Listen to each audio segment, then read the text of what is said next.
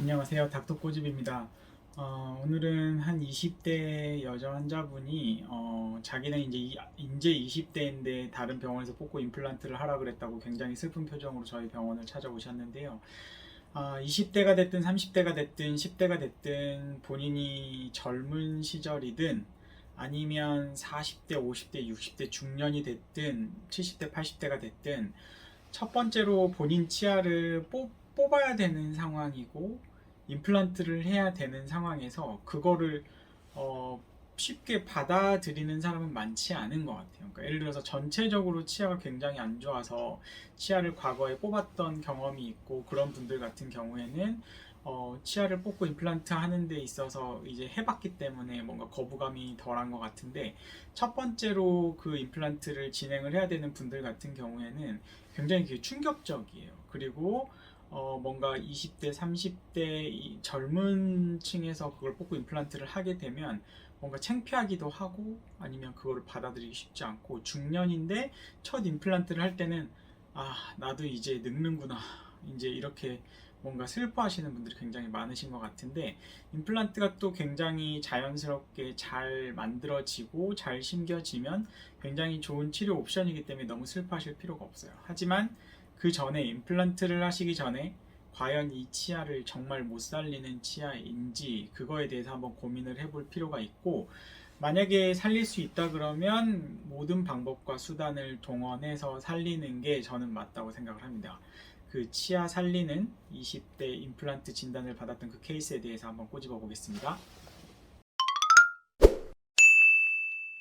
네, 다른 병원에서 뽑고 임플란트를 하래요 라고 이제 아직 20대인데 벌써 임플란트를 뭔가 하라고 해서 충격을 받고 오신 거예요. 그래서 이 환자분은 제가 이제 이 밑에다가 놀라운 우리 몸의 치유 능력이라고 이제 써놓은 이유가 왜 그러냐면 제가 생각해도 이거는 정말 뽑아야 되는데 이거는 신경치료를 해서 안 될 것 같은데 라는 생각을 갖고 있었던 케이스인데 한마디로 살렸다는 거죠. 그래서 조금 경과가 좋았기 때문에 좀 케이스 프레젠테이션을 하려고 하는 건데 20대 여자 환자분이 왼쪽 아래 어금니 씌운 게 아파요. 잇몸이 부은 것 같고 가만히 있어도 아파요 라고 오셨어요.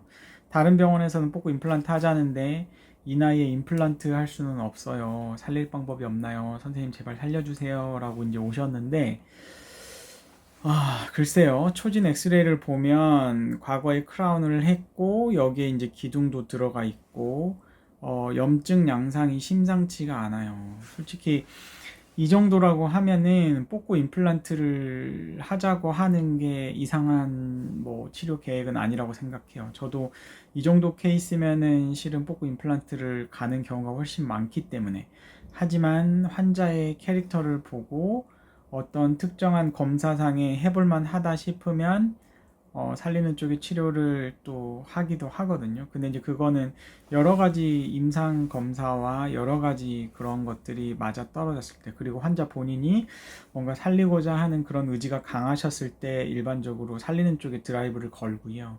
만약에 그게 아니라 그러면은 뽑고 임플란트 쪽으로 빨리 가는 게 스트레스도 덜 하시고 괜찮은 거죠.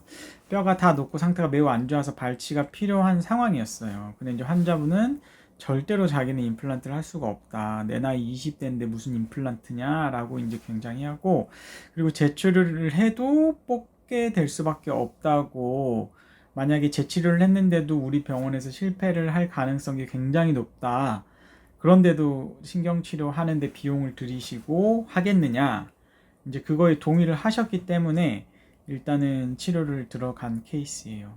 그래서 최후의 치료를 하기로 결정한 이유를 일단 있을 건데 이 환자분처럼 다른 환자분의 사진인데 앞에 환자분이 광범위하게 뼈가 녹아 있었듯이 이것도 광범위하게 이제 뼈가 녹아 있잖아요. 근데 이제 이런 광범위하게 뼈가 녹아 있는 치아들은 보통 이제 흔들림이 심해요. 치아가 이제 저희가 이제 좌우로 흔들어 봤을 때 많이 흔들리면 그거를 이제 포지티브 1, 포지티브 2 이렇게 표시를 하고 위아래로 수직적으로 만약에 내가 흔들린다 라고 하면은 그 치아는 엄청 문제가 있는 치아예요. 그래서 이 치아는 수직적인 동요도가 이미 있었어요. 수직적으로 치아가 움직인다는 것 자체는 이제 뭔가 수직적으로 이 뿌리 끝에까지 뼈가 녹았다는 증거이기도 하기 때문에 굉장히 예후가 안 좋다고 보고 있고요. 그리고 이제 저희가 이제 프루빙 검사를 해요. 프루빙 검사는 이제 이 위쪽에 한마디로 치아 주변을 싸고 있는 이 뼈가 있기 때문에 여기 잇몸에 이제 검사를 하게 되면 이 뼈가 위치가 어디에 있느냐 이 검사를 하게 되는데 이것도 굉장히 중요한 마커 중에 하나입니다. 근데 이 환자분 같은 경우에는 프루빙이 뭐 이쪽도 깊숙이 들어갔고 이쪽도 깊숙이 들어갔고 이 입천장 쪽도 깊숙이 들어갔고 전부 다 풀 프루빙 뎁스가 골고루 다 들어갔고 약간 수직적인 동요도까지 있었고 환자가 고름이 질질질 나오고 있는 상황이었고 이제 이런 치아를 갖다가 저희가 이제 플로팅 투스라고 진단을 해요. 플로팅은 배가 뭐 물 위에 둥둥둥 떠 있는 것처럼 여기가 이제 둥둥둥 떠 있는 치아죠. 그래서 이런 거는 마치 핀셋으로 뽑아도 될 정도의 치아 상태라 그러면 이거는 못 살려요. 빨리 뽑고 임플란트 하셔야 되세요. 발치를 하시는 거고 실은 이렇게까지 방치하지 마시고 이런 치아들은 사전에 잇몸 치료를 받던가 뭔가 사전에 뭔가 사인이 분명히 있었을 거예요. 씹을 때 아프다던가 양치할 때 피가 많이 난다던가 고름이 많이 난다던가 이런 사인이 있었을 때 미리 선제적으로 치료를 하셨으면 이 지경이 안 됐다는 거죠. 근데 이 지경이 될 때까지 참고 방치를 하다가 결국에는 뽑고 임플란트를 가신 케이스고, 근데 이 환자분 같은 경우에는 플로팅 투스로 볼 수가 없었어요. 왜냐하면 치아 흔들림이 없었고 치아가 거의 정상 소견이었어요. 흔들림이. 그리고 잇몸 검사 소견이 정상이었어요. 이쪽 주변으로 싸고 있는 이 뼈가 정상이었고 심지어 이쪽 같은 경우에도 정상이었어요. 퍼케이션 EV도 정상이었기 때문에 포켓이 형성되지 않은 상태였어요. 그래서 저는 해볼만 하다고 이 두 개에서 세 개에서 판단을 한 거죠. 그리고 환자분의 그런 살리고자 하는 의지도 굉장히 강력하셨기 때문에 재신경 치료를 하기 위해서 뭐 과거의 재료들 다 제거하고 약재 넣어놓고 여기 내부를 갖다 깨끗이 하는 과정이 반드시 필요하고 이 깨끗이 하는 과정 다음에 다시 신경치료를 마무리해 주는 거죠. 일주일 후에 두 번째 내원이 오셨을 때 아픈 통증이 일단 사라졌대요. 긍정적인 쪽으로 가고 있죠. 하지만 염증이 그대로 크고 심한 상태예요. 이거는 원래 처음 상태가 그대로 유지되고 있으니까 그렇죠. 소독을 충분히 하고 다시 약재를 넣고 치료를 마무리했고, 세 번째 오셨을 때 환자가 정말로 하나도 안 아프다고 살릴 수 있을 것 같다고 환자분이 너무 신이 났어요. 증상이 완전히 사라졌으니까.